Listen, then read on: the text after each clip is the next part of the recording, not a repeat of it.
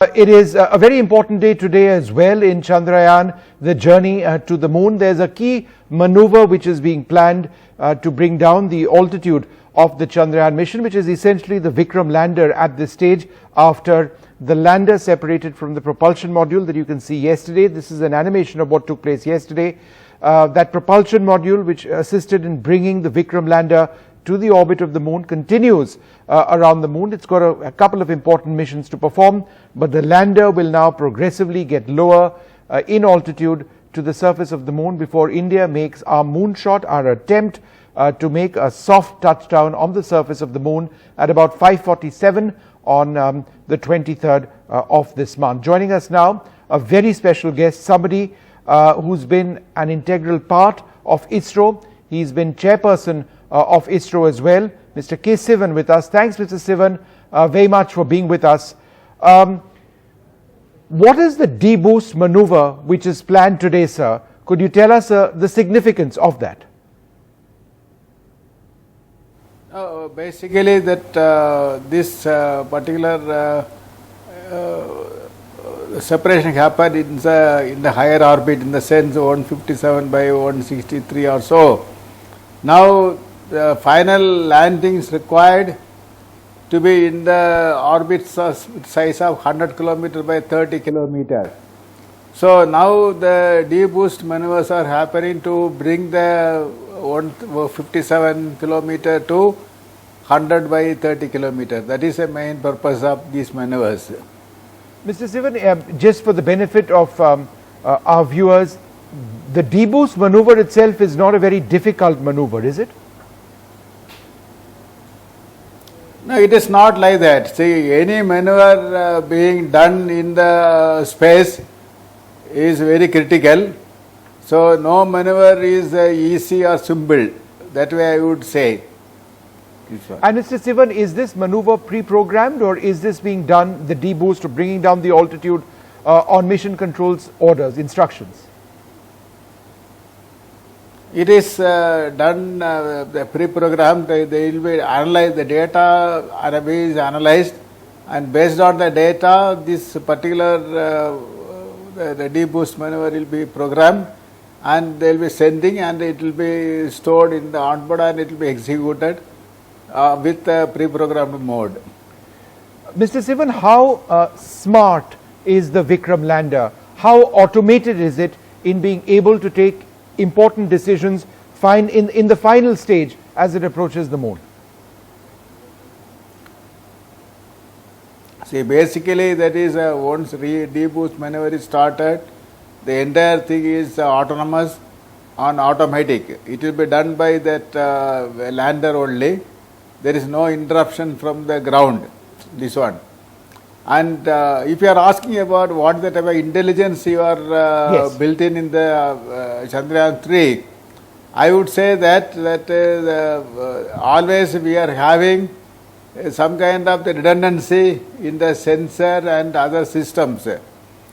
And when the redundancy means that based on the data, the lander will decide on its own with its own intelligence built in the system. It will work and it will do the function automatically. And Mr. Sivan, as I understand it, it's been pre-programmed with images of the surface of the moon already, and then it compares its pre-fed images with what it is actually seeing in the moments before touchdown, and then makes adjustments to ensure that touchdown is safe. Is that correct? Yes, you are right. You are right. This one. And sir, what happens in the moments prior to touchdown? There's obviously a lot of automation involved. There is the rockets which fire as well. The stability has to be maintained and the speed has to be optimal. Could you tell us about that, sir?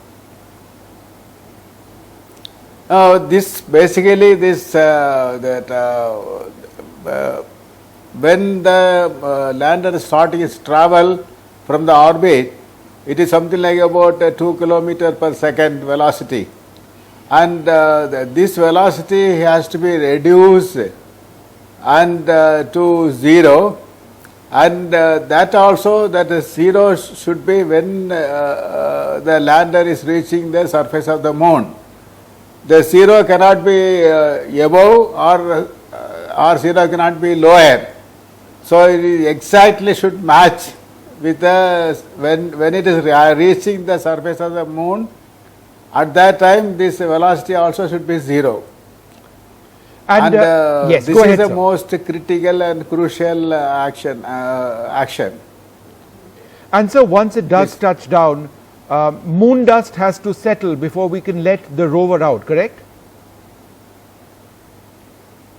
Yes, yes, that's what we are expecting. That is that rover will be coming out only after 2 hours. So by the time this moon dust will be able to settle. And is there a difference in the design of the rover from Chandrayaan 2, or is it essentially the same? It is same. It is the same as that Chandrayaan 2. There is no change in design. And sir, in terms of change of design of the Vikram lander, what are the changes from last time around? I believe an engine has been deleted this time, greater redundancies, and a salvage mode as well. Is that correct? And how does that all work? So basically, this that based on that observations during Chandrayaan 2, the first and foremost thing was all the errors happened in the Chandrayaan 2 have been corrected. That is a one thing. That is on the propulsion system, on the guidance system, and control system. That is the 3 systems had the problem. All the systems got corrected with the proper solutions. And along with that, the second type of modifications done is to enhance that design margins wherever it was less. That is the second point of the correction it is done. Third one is that is wherever that redundancy was not there, now it's a redundancy is put it, which will be salvaged in the mission in case of the sensor is getting into trouble. And that way it is in the discussion or the corrections was done in all the places, so that the system is made robust this time, so that it will be success in all in whatever be the conditions of the flight. And sir, once the rover is out, what is it that we are trying to actually achieve in terms of science? I believe the southern polar region of the moon has a lot of potential for future space flight and future missions, not just India, but around the world. What is the significance? See, basically this is the southern pole region of the moon is mostly in the shadow region. So when it is unexplored till now. So what we are expecting is unexplored area also in the shadow region. So definitely that is something new. Science is expected to be discovered by going there and to doing the science experiment. That is the main aim of this particular one. And once that new science is coming, it is not only useful for the India, it is the whole, globally, the entire scientific community globally will be utilize this data for doing their science. And Mr. Sivan, I think it is particularly impressive that India will now have 3 satellites around the moon.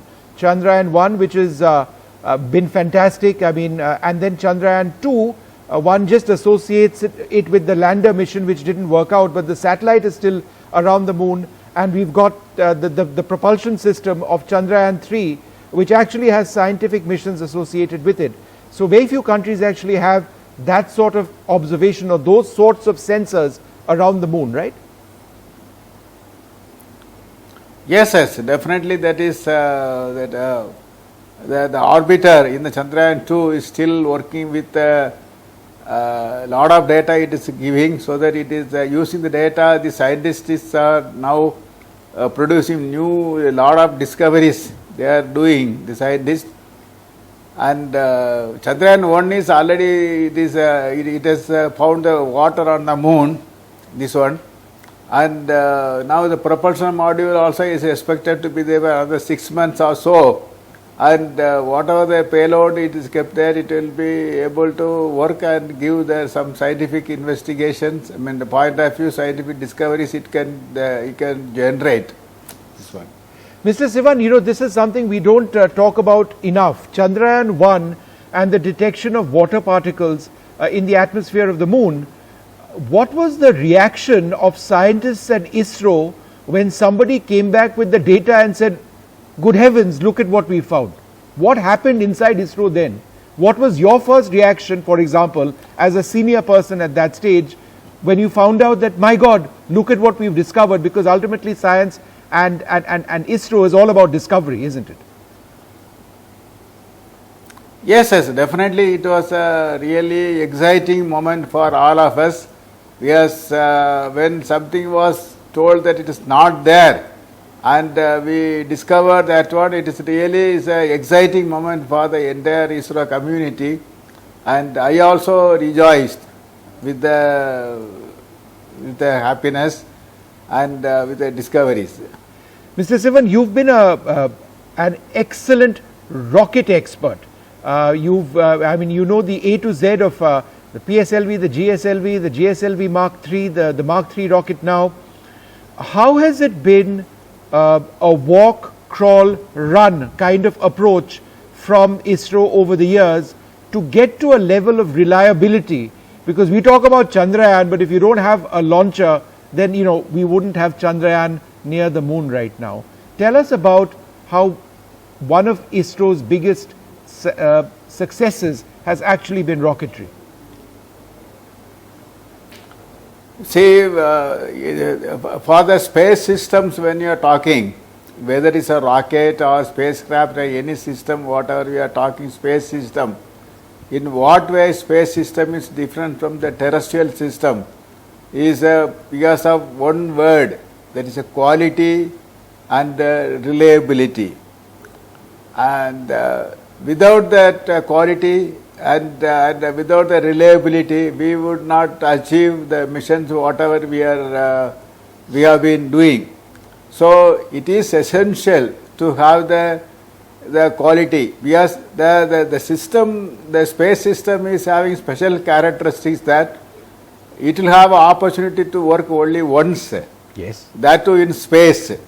So definitely our system should be built perfectly to the quality and reliability as we expected. So that's why all the systems in the space, it is really is required quality and reliability. Mr. Sivan, when I started journalism in the mid-90s, India and our space program lacked an indigenous cryogenic stage. We bought a couple of cryogenic engines from Russia, we used those, and then we realized that we cannot be importing this indefinitely, and there was pressure from the West saying that we cannot have India acquire cryogenic stages. And then we went and built our cryogenic engines. In terms of the significance of that development to our future missions, could you tell us a little bit about the Indian cryogenic stage? See this, first of all, that for enhancing the payload capability of the launch vehicle, and the cryogenic engine and stage is essential. And without that there will be limitation of launching the particular satellite mass. This one, in order to increase the capability, we need to have the cryogenic engine is essential. And understanding that the need aspect, and we have started developing on our own. Initially, that is based on the experience with working with the Russian stage, that we have developed an engine of some similar kind.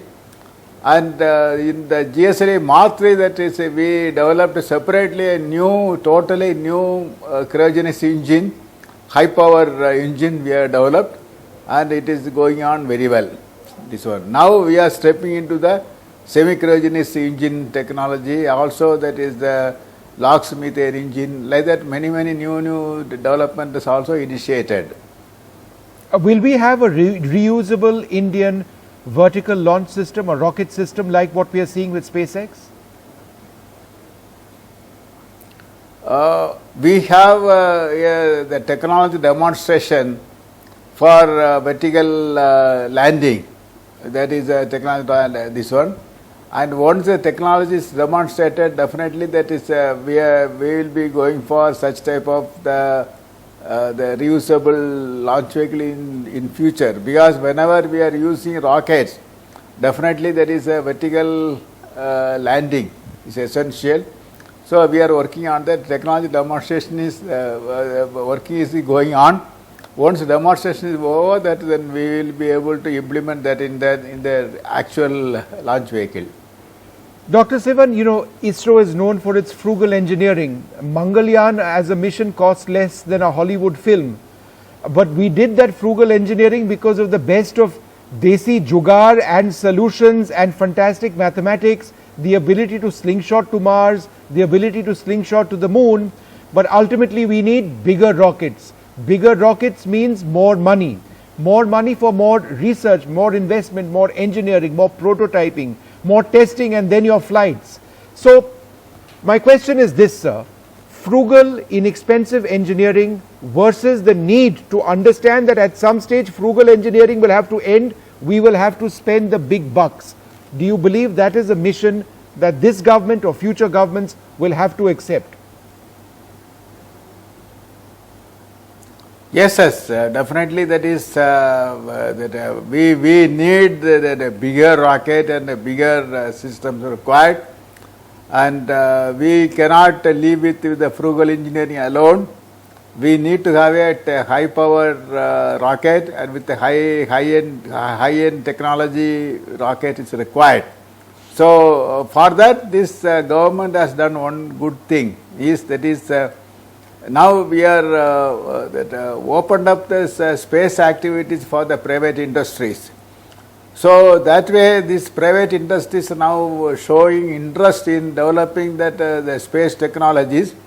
Already the results have started coming on this one, and I am sure that very soon they will be able to take up with the high-end technology developments also.